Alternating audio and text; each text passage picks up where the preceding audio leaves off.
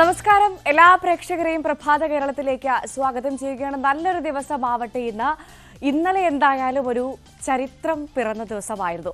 ഇന്ത്യയുടെ പ്രഥമ സൗരദൗത്യം ആദിത്യ L1 വിജയകരമായി ലക്ഷ്യസ്ഥാനത്തെത്തിയൊരു ദിവസമായിരുന്നു ഇന്നലെ. രാജ്യത്തിന്റെ അഭിമാനം വാനോളം ഉയർന്ന ദിവസം. അതോടൊപ്പം തന്നെ നമുക്ക് പറയാം 2024 എന്തായാലും നമ്മുടെ ബഹിരാകാശ രംഗത്തെ സംബന്ധിച്ച നല്ലൊരു തുടക്കമാണ് എന്ന് അടിവരയിട്ടുകൊണ്ട് പറയാൻ സാധിക്കുന്നൊരു വിജയ തുടക്കം തന്നെയായിരുന്നു ഇന്നലെ. എന്തായാലും വാനോളം നമ്മുടെ അഭിമാനം ഉയർന്ന ദിവസം, അക്കാര്യത്തിൽ തർക്കമില്ല. അത്തരത്തിൽ നല്ലൊരു ദിവസമായിരുന്നു ഇന്നലെ. അതേപോലെ തന്നെ ഇന്നും നല്ലൊരു ദിവസമാവട്ടെ. അങ്ങ് കൊല്ലത്ത് നമ്മുടെ കൗമാര കലോത്സവം അരങ്ങ് തകർക്കുകയാണ്.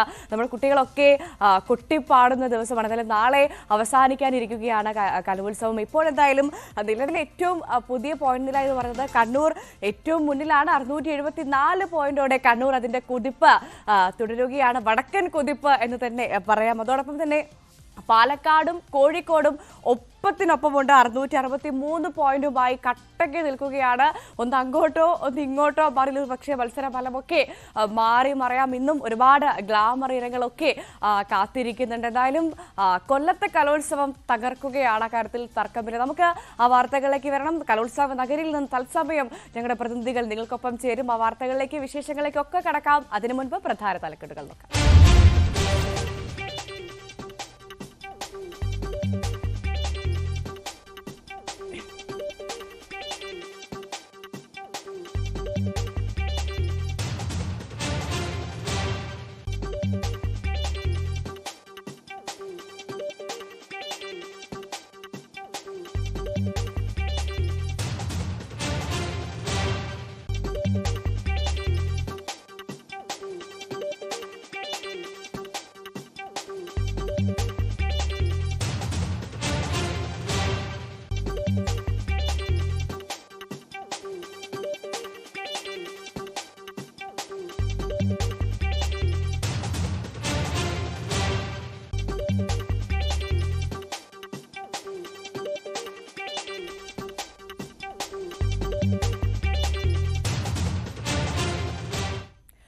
ഒരിക്കൽ കൂടി എല്ലാ പ്രേക്ഷകരെയും പ്രഭാത കേരളത്തിലേക്ക് സ്വാഗതം ചെയ്യുകയാണ്. നമ്മൾ ആദ്യം തന്നെ വണ്ടിപ്പെരിയാറിലേക്കാണ് പോകുന്നത്. വണ്ടിപ്പെരിയാറിൽ ഇന്നലെ നമ്മൾ ഏറെ ഗൗരവത്തോടു കൂടി ചർച്ച ചെയ്യപ്പെട്ട ഒരു സംഭവം ഉണ്ടായിരിക്കുകയായിരുന്നു. വണ്ടിപ്പെരിയാറിലെ പീഡനത്തിനിരയായി കൊല്ലപ്പെട്ട പെൺകുട്ടിയുടെ അച്ഛന്റെ നേരെയുണ്ടായ ആക്രമണം അദ്ദേഹത്തെ കൊല്ലണമെന്നുള്ള ഉദ്ദേശത്തോടു കൂടിയായിരുന്നു എന്നാണ് FIR പറയുന്നത്. ആക്രമണം നടത്തിയ പാൽരാജ് മനഃപൂർവ്വം പ്രകോപനമുണ്ടാക്കുകയായിരുന്നുവെന്നും FIR-ൽ പറയുന്നുണ്ട്. പ്രിൻസ് ജെയിംസ് ഈ വാർത്തയുടെ വിശദാംശങ്ങൾ പങ്കുവയ്ക്കും. Prince, very good morning. നമ്മൾ ഇന്നലെ ഏറെ ഗൗരവത്തോടു കൂടി സംസാരിച്ചൊരു വിഷയമായിരുന്നു ഈ വണ്ടിപ്പെരിയാറിൽ പീഡനത്തിനിരയായി കൊല്ലപ്പെട്ട പെൺകുട്ടിയുടെ അച്ഛന് കുത്തേറ്റൊരു വിഷയം. അത് ഏറെ ഞെട്ടിപ്പിക്കുന്നത് കൂടിയായിരുന്നു. എന്തായാലും ആ സംഭവം ആസൂത്രിതമായിരുന്നു. ആ ആക്രമണം കൊല്ലണമെന്നുള്ള ഉദ്ദേശത്തോടു കൂടിയായിരുന്നു ചെയ്തതെന്നാണ് ഇപ്പോൾ പോലീസിന്റെ FIR കൃത്യമായി പറയുന്നത്. FIR-ൽ മറ്റെന്തൊക്കെ കാര്യങ്ങളാണ് പറയുന്നത് പ്രിൻസ്? Bhavya, good morning. തീർച്ചയായും വലിയ ഗുരുതരമായ ആരോപണങ്ങളാണ് പാൽരാജിനെതിരെ, അതായത് പ്രതിയായ പാൽരാജിനെതിരെ FIR സ്ഥിരീകരിക്കുന്നത്. കഴിഞ്ഞ ദിവസമാണ് ഇതിൽ ദാരുണമായ ഒരു സംഭവം നടക്കുന്നത്. വണ്ടിപ്പെരിയാർ ക്രൂര പീഡനത്തിനിരയായി കൊല്ലപ്പെട്ട ബാലികയുടെ അച്ഛനെയും മുത്തച്ഛനെയും വണ്ടിയിൽ പോകുന്നതിനിടെ ഈ പാൽരാജ് ആക്രമിക്കുകയായിരുന്നു. ഈ വണ്ടിയിൽ ഈ ബൈക്കിൽ യാത്ര ചെയ്യുന്നതിനിടെ ഇയാൾ അസഭ്യം പറയുകയും ഇതിനെ തുടർന്ന് ഇവർ ഇരുവരും ഇറങ്ങി ഇയാളോട് ചോദ്യം ചെയ്യുകയും ചെയ്തത് വാക്കേറ്റമാവുകയും ഇത് ഊന്നുകളിൽ എത്തുകയും ഇയാൾ കയ്യിൽ ആയുധം ഉപയോഗിച്ച് ഇവരെ ആക്രമിക്കുകയുമായിരുന്നു. ഇരുവർക്കും പരിക്കേറ്റ സാഹചര്യമുണ്ടായി. സംഭവമാണ് ഇപ്പോൾ മനഃപൂർവ്വം ഇത്തരത്തിലൊരു കൊലപാതകം നടക്കുക എന്നൊരു ലക്ഷ്യത്തോട് തന്നെ പാൽരാജ് മനഃപൂർവ്വം ഉണ്ടാക്കിയ വിഷയമാണെന്ന തരത്തിൽ FIR വിശദീകരിക്കുന്നത്.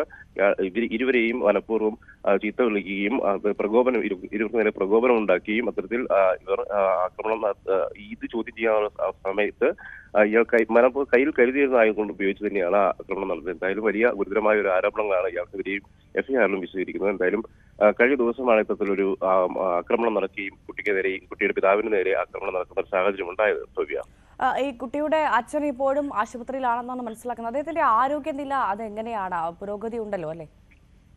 ഭവ്യ, കുട്ടിയുടെ അച്ഛന്റെ ഇരു കാലുകൾക്കും ഒപ്പം വയറിലും ചെറിയ പരിക്ക് ഉണ്ടായിരുന്നു. എങ്കിലും ഗുരുതരമല്ല എന്ന് തന്നെ ഇന്നലെ തന്നെ വ്യക്തമാക്കിയപ്പോൾ എന്തായാലും ചികിത്സയിൽ തുടരുകയാണ്. ഇരു കാലുകൾക്കും പരിക്കുണ്ട്. അതോടൊപ്പം മുത്തച്ഛനും പരിക്കുണ്ട്. അദ്ദേഹത്തിന്റെ നിസ്സാര പരിക്കുകളാണ് എങ്കിലും ആശുപത്രി തുടരുകയാണ്. ഭവ്യ, തീർച്ചയായും ഇപ്പോൾ സംഘർഷ സാധ്യത മനഃപൂർവ്വമായിരുന്നു എന്നാണ് എഫ്ഐആറിൽ പറയുന്നത്. അങ്ങനെയാണെങ്കിൽ സ്വാഭാവികമായും ഇനിയും പ്രദേശത്ത് ഇരു കൂട്ടരും തമ്മിൽ ഒരു സംഘർഷത്തിനുള്ള സാധ്യത ഉറപ്പാണ്. അതിനുള്ളൊരു പോലീസിന്റെ ഒരു ഇടപെടൽ എങ്ങനെയാണ്? കൃത്യമായും ഈ കുട്ടിയുടെ വീട്ടുകാർക്കും കുറ്റവിമുക്തനാക്കിയ അർജുന്റെ വീട്ടുകാർക്കുമുള്ള ഒരു സംരക്ഷണം പോലീസിന്റെ ഭാഗത്തുനിന്ന് ഇപ്പോൾ കൃത്യമായി നടക്കുന്നുണ്ടോ? ഭവ്യ, തീർച്ചയായും കുടുംബങ്ങളും തമ്മിൽ ഒരു പ്രകോപനം ഉണ്ടാകാതിരിക്കാനുള്ള മുൻകരുതലുകൾ ഇപ്പോൾ പോലീസ് സ്വീകരിച്ചിട്ടുണ്ടെന്നാണ് നമുക്കറിയാൻ കഴിയുന്നത്. മറ്റു തരത്തിലുള്ള പ്രകോപനങ്ങൾ ഉണ്ടാകാതിരിക്കുകയും പ്രശ്നങ്ങളിലേക്ക് നീങ്ങാതിരിക്കുകയും ചെയ്യുക എന്നുള്ളത് വലിയ തോതിലുള്ള ഒരു ഉത്തരവാദിത്തം പോലീസിലേക്ക് എത്തിയിരിക്കുന്നു. കാരണം കഴിഞ്ഞ ദിവസങ്ങളിലൊക്കെ വലിയ തോതിലുള്ള ഒരു സംഘർഷ സാധ്യത, അതായത് വലിയ സമരങ്ങളൊക്കെ നടക്കുന്ന ഒരു സാഹചര്യം വണ്ടിപ്പെരിയാറിലുണ്ടായി. നാട്ടുകാരും ഒപ്പം രാഷ്ട്രീയ സാമൂഹിക സംഘടനകളൊക്കെ സമരരംഗത്തേക്ക് എത്തുന്നു. ഒപ്പം തോട്ടം തൊഴിലാളികളായ ആളുകളൊക്കെ ഈ പ്രദേശത്തെ നാട്ടുകാരായ തോട്ടം തൊഴിലാളികളിൽ ഭൂരിഭാഗവും ഇവർക്കൊപ്പം ഈ കുട്ടിയുടെയും കുടുംബത്തിനെയും ഒപ്പം നിൽക്കുന്ന ഒരു സാഹചര്യമാണ് ഉണ്ടായത്. അപ്പം പലതവണ ഈ കുടുംബത്തിനും നേരെ ഇരു കുടുംബങ്ങളും തമ്മിലുള്ള ഒരു വാക്കേറ്റമൊക്കെ ഉണ്ടാകുന്ന സാഹചര്യം ഉണ്ടാവുകയും ഇതിനെ തുടർന്നാണ് ഇന്നലെ ഇത്തരത്തിലൊരു സംഭവം കൂടി, ആക്രമണം കൂടി നടക്കുകയും ചെയ്തത്. ഇതോടെ പോലീസ് കൂടുതൽ ജാഗരൂകരാകുകയും ഇപ്പം ഇരു വീട്ടുകളിലേക്ക് നേരെയുള്ള പരിശോധന, സുരക്ഷ ഉറപ്പുവരുത്തുന്നതിനുള്ള നടപടികൾ സ്വീകരിച്ചു വരികയാണ് സോവിയ. ശരി, വണ്ടിപ്പെരിയാറിൽ പീഡനത്തിനിരയായി കൊല്ലപ്പെട്ട പെൺകുട്ടിയുടെ അച്ഛനു നേരെയുണ്ടായ ആക്രമണം കൊല്ലണമെന്ന ഉദ്ദേശത്തോടു കൂടിയാണെന്ന് എഫ്ഐആർ. ആക്രമണം നടത്തിയ പാൽരാജ് മനഃപൂർവ്വം പ്രകോപനമുണ്ടാക്കുകയായിരുന്നുവെന്നും എഫ്ഐആറിൽ പറയുന്നു. പ്രിൻസ് ടീംസാണ് വിശദാംശങ്ങൾ പങ്കുവച്ചത്. KPCCയുടെ നേതൃത്വത്തിൽ ഇടുക്കി വണ്ടിപ്പെരിയാറിൽ ഇന്ന് സ്ത്രീ ജ്വാല ചടങ്ങ് സംഘടിപ്പിക്കും. മകളെ മാപ്പ് എന്ന പേരിലാണ് പരിപാടി. AICC general secretary KC Venugopal ഉദ്ഘാടനം ചെയ്യും. വണ്ടിപ്പെരിയാറിൽ കുറ്റാരോപിതൻ രക്ഷപ്പെട്ടത് അട്ടിമറിയുടെ ഭാഗമെന്ന് ആരോപിച്ചാണ് സ്ത്രീ ജ്വാല പരിപാടി സംഘടിപ്പിക്കുന്നത്. സിറോ മലബാർ സഭ സിനഡിന് നാളെ തുടക്കം. സഭയുടെ പുതിയ മേജർ ആർച്ച് ബിഷപ്പിനെ തെരഞ്ഞെടുക്കുക എന്നതാണ് 4 ദിവസം നീണ്ടുനിൽക്കുന്ന സിനഡിന്റെ പ്രധാന അജണ്ട. എറണാകുളം അങ്കമാലി അതിരൂപതയിലെ കുർബാന തർക്കങ്ങൾ ഉൾപ്പെടെയുള്ള വിഷയങ്ങളാണ് പുതിയ മേജർ ആർച്ച് ബിഷപ്പിന് ഉടൻ പരിഹരിക്കേണ്ടി വരിക. Cardinal George Alencherry major archbishop സ്ഥാനം രാജിവെച്ചതിനു ശേഷമുള്ള ആദ്യ സിനഡിന്റെ പ്രധാന അജണ്ടയും അദ്ദേഹത്തിന്റെ പകരക്കാരനെ കണ്ടെത്തലാണ്. സിറോ മലബാർ സഭയ്ക്ക് കീഴിലുള്ള 53 ബിഷപ്പുമാരാണ് ജനുവരി 13 വരെ നീണ്ടുനിൽക്കുന്ന സമ്മേളനത്തിൽ പങ്കെടുക്കുക. 2ാം ദിവസമായിരിക്കും പുതിയ മേജർ ആർച്ച് ബിഷപ്പിനെ കണ്ടെത്താനുള്ള നടപടികൾ. 6 റൗണ്ട് വോട്ടെടുപ്പാണ് നടക്കുക. ആദ്യ റൗണ്ടിൽ തന്നെ 3/2 ഭൂരിപക്ഷം ലഭിക്കുന്ന ആൾ പുതിയ മേജർ ആർച്ച് ബിഷപ്പാകും. ആരോപണത്തിന് അതീതനും സമവായത്തിലൂടെ സഭയെ മുന്നോട്ട് കൊണ്ടുപോകാനും കഴിയുന്നൊരാൾ ഈ സ്ഥാനത്തേക്ക് വരണമെന്ന് സഭാ മുൻ വക്താവ് ഫാദർ പോൾ തേലക്കാട് പറഞ്ഞു. കഴിഞ്ഞ 12 കൊല്ലം തികച്ചും ഒരു യുദ്ധം പോലുള്ള സാഹചര്യമാണ് ഇവിടെ ഉണ്ടായത്. അങ്ങനെ ഒരു സാഹചര്യം സഭയിൽ ഉണ്ടാകാൻ പാടില്ല. ഏത് പ്രശ്നങ്ങൾ പലതുണ്ടാകാം. നമുക്ക് പ്രശ്നങ്ങൾ ധാരാളമായിട്ടുണ്ടാകാം. പ്രശ്നങ്ങൾ ഉണ്ടായി എന്നുള്ളതല്ല പ്രശ്നം. പ്രശ്നങ്ങളെ കൈകാര്യം ചെയ്യാനുള്ള ഒരു രീതിശാസ്ത്രം സഭയ്ക്കുണ്ടാകണം. അത് എന്താണ് എന്ന് ഫ്രാൻസിസ് മാർപ്പാപ്പ വളരെ വ്യക്തമായി പറഞ്ഞിട്ടുണ്ട്. സംഭാഷണത്തിലൂടെയാണ്. പരസ്പരം കേൾക്കാൻ, പരസ്പരം പറയാൻ, പരസ്പരം ആശയവിനിമയം ചെയ്യാൻ, പരസ്പരം മനസ്സിലാക്കാൻ ഉള്ളൊരു മനസ്സ് ഇല്ലാതെ പോയതിൻ്റെ പ്രതിസന്ധിയാണ് ഉണ്ടായത്. അത് ഉണ്ടാക്കാൻ കഴിയുന്ന ആ അന്തരീക്ഷം സൃഷ്ടിക്കുന്ന ഒരു സാഹചര്യം ഉണ്ടാകണം എന്ന വലിയ പ്രതീക്ഷ അൽമായർക്കും ജനങ്ങൾക്കും വൈദികർക്കും. പാലാ രൂപത ബിഷപ്പും സിറോ മലബാർ സഭ നേതൃത്വത്തിനൊപ്പം നിൽക്കുകയും ചെയ്യുന്ന ബിഷപ്പ് ജോസഫ് കല്ലറങ്ങാട്ട്, തലശ്ശേരി അതിരൂപത ആർച്ച് ബിഷപ്പ് ജോസഫ് പംപ്ലാനി, താൽക്കാലിക അഡ്മിനിസ്ട്രേറ്റർ ബിഷപ്പ് സെബാസ്റ്റ്യൻ വാണിയപ്പുരയ്ക്കൽ അടക്കമുള്ളവർ പട്ടികയിലുണ്ടെന്നാണ് സൂചന. സിനഡ് സമ്മേളനം സമാപിക്കുമ്പോൾ തന്നെ വത്തിക്കാനിലും സിറോ മലബാർ സഭ ആസ്ഥാനത്തും പുതിയ മേജർ ആർച്ച് ബിഷപ്പിന്റെ പ്രഖ്യാപനം ഉണ്ടാകുമെന്നാണ് പ്രതീക്ഷിക്കുന്നത്. വത്തിക്കാൻ നേരിട്ടിടപെട്ടിട്ടും പരിഹരിക്കപ്പെടാതെ പോയ കുർബാന വിഷയത്തിൽ എന്തു നടപടികളുണ്ടാകും സിനഡിൽ നിന്നാണ് ഇനി അറിയേണ്ടത്. ന്യൂസ് 18 കൊച്ചി. പോലീസിൽ സൈബർ ഡിവിഷൻ രൂപീകരിച്ച ആഭ്യന്തര വകുപ്പിന്റെ ഉത്തരവ്. ആവശ്യമില്ലാതെ കിടക്കുന്ന തസ്തികകൾ ഉൾപ്പെടെ പുനർവിന്യസിച്ചാണ് സൈബർ ഡിവിഷന്റെ രൂപീകരണം. സായുധ സേനയിലെ ആവശ്യമില്ലാതെ കിടക്കുന്ന 4 അസിസ്റ്റന്റ് കമാൻഡ് തസ്തികകൾ, ആവശ്യമില്ലാത്ത 7 റിസർവ് ഇൻസ്പെക്ടർ തസ്തികകൾ, ആവശ്യമില്ലാതെ കിടക്കുന്ന 21 റിസർവ് ഇൻസ്പെക്ടർ തസ്തികകൾ, ഇതേ രീതിയിലുള്ള 15 വനിതാ SI തസ്തികകൾ എന്നിവ ഉൾപ്പെടെ പുനർവിന്യസിച്ചാണ് സൈബർ ഡിവിഷന്റെ രൂപീകരണം. സൈബർ സെക്യൂരിറ്റി, എത്തിക്കൽ ഹാക്കിംഗ്, നെറ്റ്വർക്ക് സുരക്ഷ, റിസ്ക് മാനേജ്മെന്റ്, ഡിജിറ്റൽ ഫോറൻസിക് എന്നീ മേഖലകളിൽ സേനാ അംഗങ്ങളെ പ്രാവീണ്യമുള്ളവരാക്കുകയാണ് ലക്ഷ്യം. 466 അംഗങ്ങൾ ഡിവിഷനിലുണ്ടാകും. സൈബർ ഓപ്പറേഷന്റെ ആസ്ഥാനം, research and analysis unit, cyber patrol, cyber police സ്റ്റേഷനുകൾ എന്നിവയാകും ഡിവിഷനിൽ. ലോകത്തെവിടെയും സംഭവിക്കുന്ന സൈബർ കുറ്റകൃത്യങ്ങളുടെ ഡാറ്റാബേസ് ഡിവിഷൻ ശേഖരിക്കും. ഉദ്യോഗസ്ഥർക്ക് ഡിജിറ്റൽ യൂണിവേഴ്സിറ്റിയിൽ തുടർച്ചയായി പരിശീലനം നൽകും. ആഭ്യന്തര അഡീഷണൽ ചീഫ് സെക്രട്ടറി വിശ്വനാഥ് സിൻഹയുടെ ഉത്തരവിലാണ് ഇക്കാര്യങ്ങൾ വ്യക്തമാക്കിയിട്ടുള്ളത്. ന്യൂസ് 18 തിരുവനന്തപുരം. ഒളിവിൽ പോയ തൃണമൂൽ കോൺഗ്രസ് നേതാവ് ഷാജഹാൻ ഷെയ്ഖിനായി തിരച്ചിൽ തുടരുന്നു. ഇയാളെ കണ്ടെത്താൻ BSFന്റെ സഹായം തേടിയിട്ടുണ്ട്. ഇതിനിടെ ഷാജഹാൻ ഷെയ്ഖിന്റേതെന്ന് കരുതുന്ന ഒരു ഓഡിയോ പുറത്തുവന്നു. റേഷൻ അഴിമതി കേസിൽ അറസ്റ്റിലായ ശങ്കർ ആദിയെ 14 ദിവസത്തെ കസ്റ്റഡിയിൽ വിട്ടിട്ടുണ്ട്. ED സംഘത്തെ ആക്രമിച്ചവർക്കെതിരെ നടപടിയെടുക്കാൻ ഗവർണർ നിർദ്ദേശവും നൽകിയിട്ടുണ്ട്. രാകേഷ് ഈ വാർത്തയുടെ വിശദാംശങ്ങൾ പങ്കുവയ്ക്കും. രാകേഷ്, ഈ ഷാജഹാൻ ഷെയ്ഖിനായുള്ള തിരച്ചിൽ അത് ഏത് തരത്തിൽ പുരോഗമിക്കുന്നു? എന്താണ് വിശദാംശങ്ങൾ? ഭവ്യ, വെള്ളിയാഴ്ചയാണ് ED സംഘത്തിന് നേരെ നോർത്ത് 24 പർഗാനാസിലെ സന്ദേശ് ഗലി ഗ്രാമത്തിൽ വെച്ച ആക്രമണമുണ്ടായത്. അതായത് തൃണമൂലിന്റെ നേതാവ് ഷാജഹാൻ ഷെയ്ഖിന്റെ വീട്ടിൽ പരിശോധനയ്ക്കെത്തിയതായിരുന്നു ഈ സംഘം. എന്നാൽ വീട്ടിൽ പ്രവേശിക്കാൻ കഴിഞ്ഞില്ല. വീട് പുറത്തുനിന്ന് പൂട്ടിയ നിലയിലായിരുന്നു. എന്നാൽ അതിനിടയിൽ അവിടെ സംഘടിച്ചെത്തിയ ആളുകൾ ED സംഘത്തെ ആക്രമിക്കുകയായിരുന്നു. ഏതാണ്ട് 800-ലധികം ആളുകൾ സംഘടിച്ചെത്തുകയും ഇഷ്ടിക കൊണ്ടും വടികൊണ്ടും ആക്രമിച്ചു എന്നാണ് ED അവരുടെ പ്രസ്താവനയിൽ തന്നെ വ്യക്തമാക്കുകയും ചെയ്തിരുന്നത്. ഏതായാലും ഇവർക്കായുള്ള ഷാജഹാൻ ഷെയ്ഖിനായുള്ള തെരച്ചിൽ തുടരുകയാണ്. കാരണം ഈ സംഭവത്തിന് തൊട്ടു പിന്നാലെ ഷാജഹാൻ ഷെയ്ഖ് ഒളിവിൽ പോയി. ഒരുപക്ഷെ രാജ്യം വിട്ടേക്കാം എന്നുള്ള സാധ്യത കണക്കിലെടുത്തുകൊണ്ട് ലുക്കൌട്ട് നോട്ടീസ് പുറപ്പെടുവിച്ചുകൊണ്ട് വിമാനത്താവളങ്ങൾക്കും നിർദ്ദേശം നൽകിയിട്ടുണ്ട്. ഒപ്പം തന്നെ BSFന്റെ സഹായവും ഈ വിഷയത്തിൽ ED സഹായവും തേടിയിട്ടുണ്ട്. കാരണം ബംഗ്ലാദേശാണ് സമീപത്തുള്ള രാജ്യം. ഒരുപക്ഷെ ബംഗ്ലാദേശിലേക്ക് കടക്കാമെന്ന കണക്കുകൂട്ടൽ ED കാണുന്നുണ്ട്. അതുകൂടി കണക്കിലെടുത്തുകൊണ്ടാണ് BSFന്റെ സഹായം ഇപ്പോൾ തേടിയിട്ടുള്ളത്. അതിനിടയിലാണ് ഷാജഹാൻ ഷെയ്ഖിൻ്റെതെന്ന് കരുതുന്ന ഒരു ഓഡിയോ സന്ദേശം പുറത്തു വന്ന് താൻ തെറ്റൊന്നും ചെയ്തിട്ടില്ല, എല്ലാവർക്കും അറിയാം ഇത് രാഷ്ട്രീയമായ വേട്ടയാടലാണ്, BJP ആണ് ഇതിന് പിന്നിൽ, തൃണമൂലിനെ മേഖലയിൽ നിന്ന് പ്രത്യേകിച്ച് സന്ദേശ് ഗലി മേഖലയിൽ നിന്ന് ഇല്ലാതാക്കുകയാണ് ലക്ഷ്യമെന്നാണ് ഈ ഓഡിയോ സന്ദേശത്തിൽ പറയുന്നത്. എന്നാൽ ഇക്കാര്യത്തിലൊരു സ്ഥിരീകരണം ഷാജഹാൻ ഷെയ്ഖിൻ്റെതാണോ ഈ ഓഡിയോ എന്ന കാര്യത്തിലൊരു സ്ഥിരീകരണം ഇതുവരെ ഉണ്ടായിട്ടില്ല. ഏതായാലും പോലീസ് ഇപ്പോൾ വ്യക്തമാക്കിയിട്ടുള്ളത് 3 FIR രജിസ്റ്റർ ചെയ്തിട്ടുണ്ട്. ഒന്ന് EDയുടെ പരാതിയിൽ ഇതിനോടകം തന്നെ നടപടി ആരംഭിച്ചിട്ടുണ്ട്. ഒപ്പം തന്നെ ഷാജഹാൻ ഷെയ്ഖിൻ്റെ വീട്ടിലുള്ളവർ ഒരു പരാതി നൽകിയിട്ടുണ്ട്. അതായത് വീട്ടിലേക്ക് അതിക്രമിച്ച് കയറി, ഒപ്പം തന്നെ വാതിലുകൾ അടക്കം തകർത്തു എന്നാണ് അവർ ഉന്നയിക്കുന്നത്. ഒപ്പം തന്നെ പോലീസും സ്വമേധയാ ഒരു കേസെടുത്തിട്ടുണ്ട്. അങ്ങനെ 3 FIRകൾ രജിസ്റ്റർ ചെയ്തിട്ടുണ്ട്.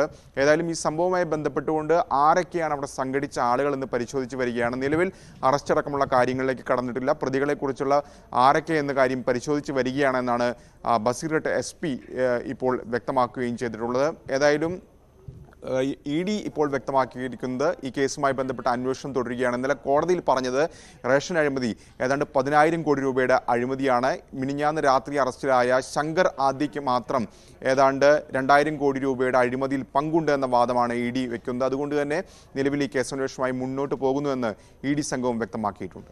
ഭവ്യ. ശരി, രാകേഷാണ് വിശദാംശങ്ങൾ പങ്കുവച്ചത്.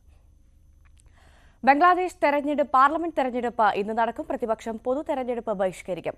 ഈ സാഹചര്യത്തിൽ പ്രധാനമന്ത്രി ഷെയ്ഖ് ഹസീന അധികാരം നിലനിർത്തുമെന്ന് ഉറപ്പാണ്.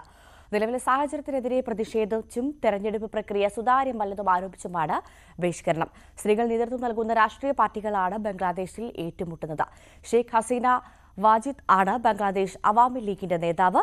മറുവശത്ത് ബീഗം ഖാലിദ സിയ ആണ് ബംഗ്ലാദേശ് നാഷണലിസ്റ്റ് പാർട്ടിയുടെ നേതാവ്. മജീഷ്യൻ ഗോപിനാഥ് മുതുകാടിനെതിരെ ഗുരുതര ആരോപണങ്ങളുമായി അദ്ദേഹത്തിന്റെ സ്ഥാപനത്തിലെ മുൻ ജീവനക്കാരൻ CP ഷിഹാബ്. സ്റ്റേജ് ഷോയിൽ പങ്കെടുക്കുന്ന മാനസിക വെല്ലുവിളിയുള്ള കുട്ടികൾക്ക് സമയത്ത് ഭക്ഷണം പോലും നൽകുന്നില്ല എന്ന് ഭിന്നശേഷിക്കാരൻ കൂടിയായ ഷിഹാബ് ആരോപിച്ചു. സ്പെഷ്യൽ ഗസ്റ്റ് വരുന്ന സമയങ്ങളിൽ കുട്ടികളോട് 5ഉം 6ഉം ഷോ ഒക്കെ ചെയ്യാൻ പറയും. അങ്ങനെ ഒരു ദിവസം ഏകദേശം 2:30 ആവുന്ന സമയത്ത് ഭക്ഷണം കഴിച്ചിട്ടുള്ള കുട്ടികൾ ഒരു ഷോ കഴിഞ്ഞ സമയത്ത് കുട്ടികൾ ഭക്ഷണം കഴിക്കാൻ വേണ്ടി ഭക്ഷണം കഴിക്കുന്ന ക്യാൻറ്റീനിലേക്ക് പോകുന്ന സമയത്ത് മാനേജർ വന്നിട്ട് പറഞ്ഞു അവിടെ ഇപ്പോൾ പോകാൻ പറ്റില്ല, ഗസ്റ്റ് ഭക്ഷണം കഴിച്ചുകൊണ്ടിരിക്കുകയാണ്, കുട്ടികളോട് മാറി നിൽക്കാൻ പറയും. ഞാൻ പറഞ്ഞു ഓക്കെ ശരി, ഗസ്റ്റ് ഭക്ഷണം കഴിച്ച് കഴിഞ്ഞിട്ട് കുട്ടികൾ അവിടെ പോയി കഴിച്ചോട്ടെ. അങ്ങനെ ഗസ്റ്റ് ഭക്ഷണം കഴിച്ച് കഴിഞ്ഞപ്പോൾ അദ്ദേഹം വന്നിട്ട് പറഞ്ഞു ഗസ്റ്റിന് ഷോ കാണണം, കുട്ടികളെ പെട്ടെന്ന് അറേഞ്ച് ചെയ്യണമെന്ന് പറഞ്ഞു. ഞാൻ പറഞ്ഞു അറേഞ്ച് ചെയ്യാൻ ബുദ്ധിമുട്ടുണ്ട്, കാരണം ഈ കുട്ടികൾ ഭക്ഷണം കഴിച്ചിട്ടില്ല, ഇവർ MR ആയിട്ടുള്ള കുട്ടികളൊക്കെയാണ്, ഓട്ടിസം ഉള്ള കുട്ടികളാണ്, ചിലപ്പോൾ ഇവർ വയലൻ്റ് ആവാൻ ചാൻസ് ഉണ്ട്. അപ്പോൾ ഞാൻ ഈ ഹോളിനകത്ത് ഈ കുട്ടികളുടെ കൂടെ ഞങ്ങൾ എല്ലാവരും നിൽക്കണം. അത് ഇത്രയും ആളുകൾ ഇവിടെ നിൽക്കാനുള്ള സൗകര്യം പോലും ഇല്ല, നിങ്ങൾക്ക് നന്നായിട്ട് അറിയാം. ഈ കുട്ടികൾക്ക് പുറത്തിറങ്ങാനുള്ള പെർമിഷൻ ഇല്ല, ഭക്ഷണ സമയത്ത് കൊടുക്കാനും പറ്റുന്നില്ലെങ്കിൽ എനിക്ക് ഷോ ചെയ്യാൻ ബുദ്ധിമുട്ടുണ്ട്. ഞാൻ അത് ഓപ്പണായിട്ട് പറഞ്ഞു. അതിൻ്റെ പേരിൽ നമ്മൾ ഓഫീസിലേക്ക് വിളിച്ചിട്ട് ഒരുപാട് ഫയർ ചെയ്തു. താൻ വ്യക്തിപരമായി അനുഭവിച്ച മാനസിക പീഡനവും നീതി നിഷേധവും ചൂണ്ടിക്കാട്ടി അക്കാദമിക്ക് കത്ത് നൽകിയിട്ടും നാളിതുവരെ മറുപടി ഉണ്ടായിട്ടില്ല. ഭയം കൊണ്ടാണ് ഇതുവരെ കാര്യങ്ങൾ പുറത്തു പറയാതിരുന്നത്.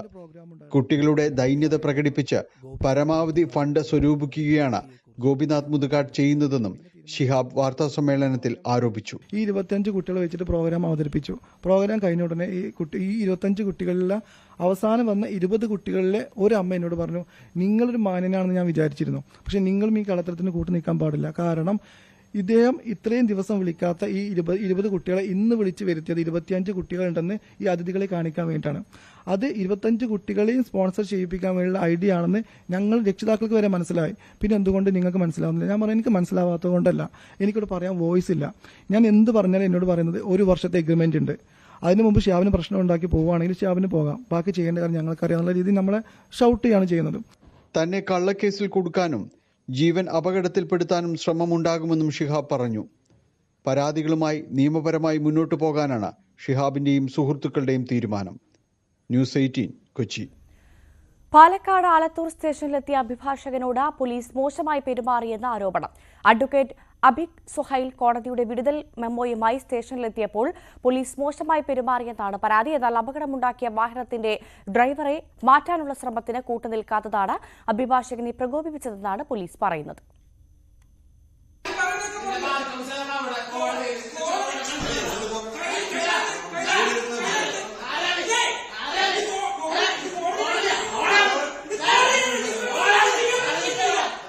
ആലത്തൂർ പോലീസ് സ്റ്റേഷനിലെ ഈ ദൃശ്യങ്ങൾ സമൂഹമാധ്യമങ്ങളിൽ വൈറലാണ്.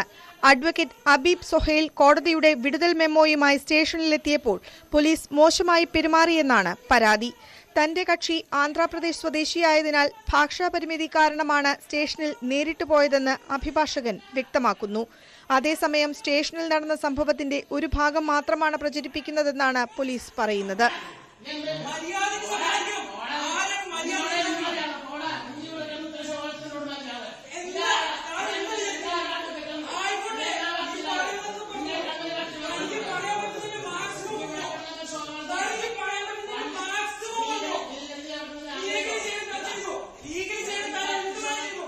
പോലീസ് പറയുന്നത് ഇങ്ങനെ: ബൈക്ക് യാത്രക്കാരൻ അപകടത്തിൽ മരിക്കാനിടയാക്കിയ വാഹനം ശബരിമല തീർത്ഥാടകരുടേതാണെന്ന് CCTV ദൃശ്യങ്ങളിൽ നിന്ന് കണ്ടെത്തിയിരുന്നു. തുടർന്ന് നിലയ്ക്കലിൽ നിന്ന് വാഹനം കസ്റ്റഡിയിലെടുത്തു. ഈ വാഹനത്തിന്റെ ഡ്രൈവറായി മറ്റൊരാളെ ഹാജരാക്കാൻ ശ്രമിച്ചെങ്കിലും പോലീസ് അനുകൂലിച്ചില്ല. CCTV ദൃശ്യങ്ങളിൽ നിന്ന് വാഹനം ഓടിച്ചയാളെ വ്യക്തമായി മനസ്സിലാക്കിയിട്ടുണ്ട്.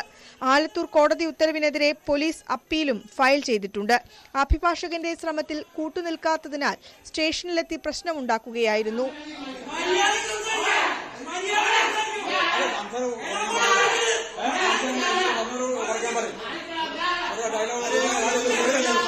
കോടതിയിലെത്തിയപ്പോഴും ഉദ്യോഗസ്ഥരോട് മോശമായി പെരുമാറിയെന്നും പോലീസ് ആരോപിക്കുന്നു. സ്റ്റേഷനിലെത്തി പ്രശ്നമുണ്ടാക്കിയെന്ന പേരിൽ അഭിഭാഷകനെതിരെ കേസെടുത്തതായാണ് സൂചന.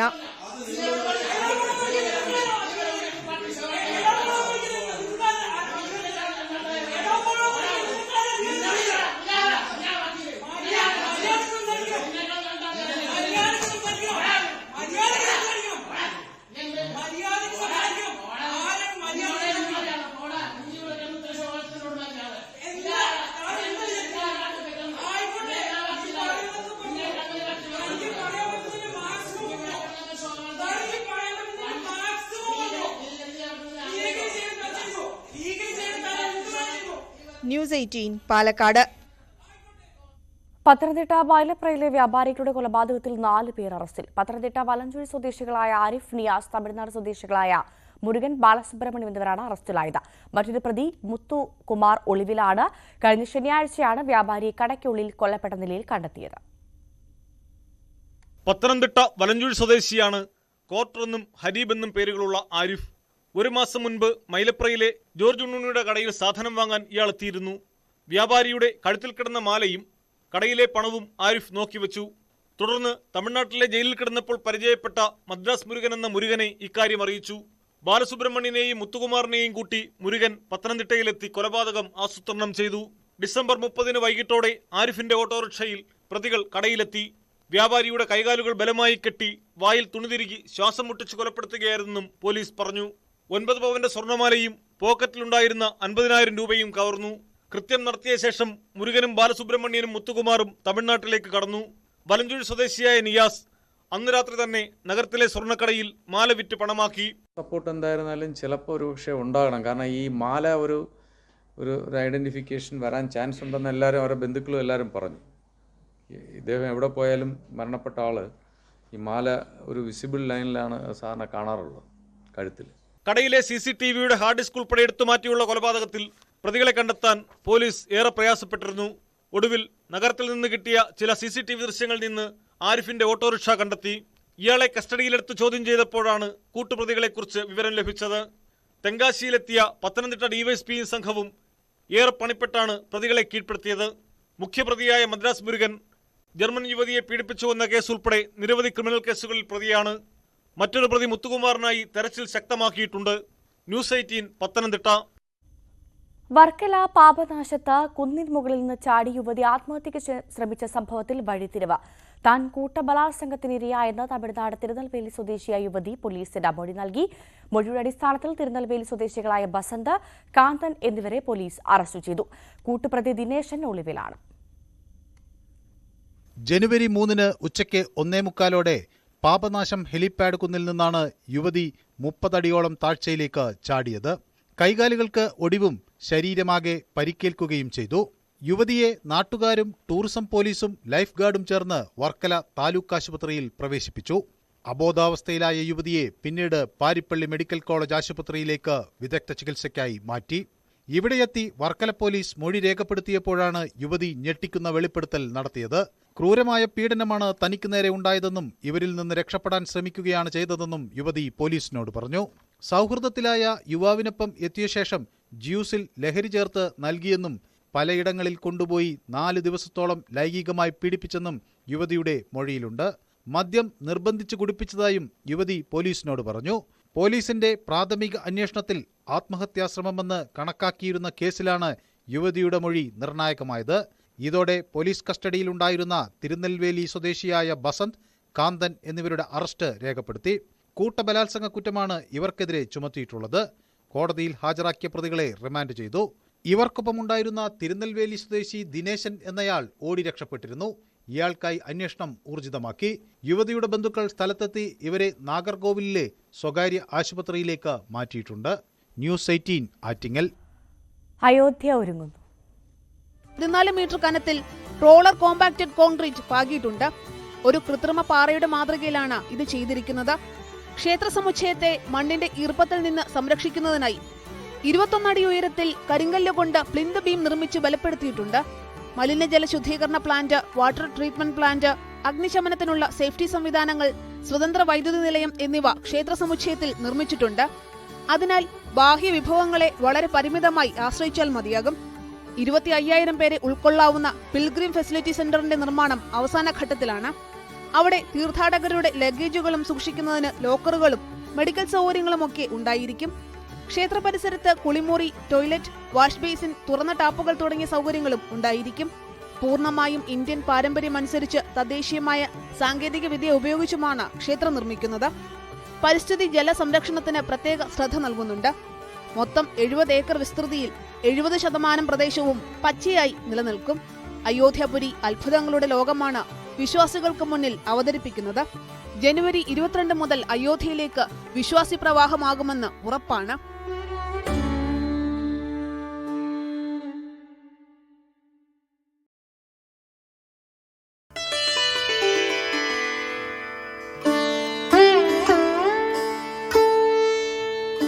ലോകം കാത്തിരിക്കുകയാണ് ജനുവരി 22 ആകാൻ, ഇന്ത്യയിലെ ഏറ്റവും വലിയ ചടങ്ങിന് സാക്ഷിയാകാൻ. അയോധ്യയിൽ രാമക്ഷേത്രം തുറക്കുന്നത് ഒളിപ്പിച്ചുവെച്ച നിരവധി അത്ഭുതങ്ങളോടെയാണ്. ക്ഷേത്രം വിശ്വാസികൾക്കായി തുറന്നുകൊടുക്കുമ്പോൾ അയോധ്യാപുരി അത്ഭുതങ്ങളുടെ നഗരവുമാകും. അത്രമേൽ സവിശേഷതകളാണ് അയോധ്യ രാമക്ഷേത്രത്തിനുള്ളത്. ക്ഷേത്രത്തിന്റെ നിർമ്മിതിയിൽ തുടങ്ങുന്നു ആ സവിശേഷതകൾ.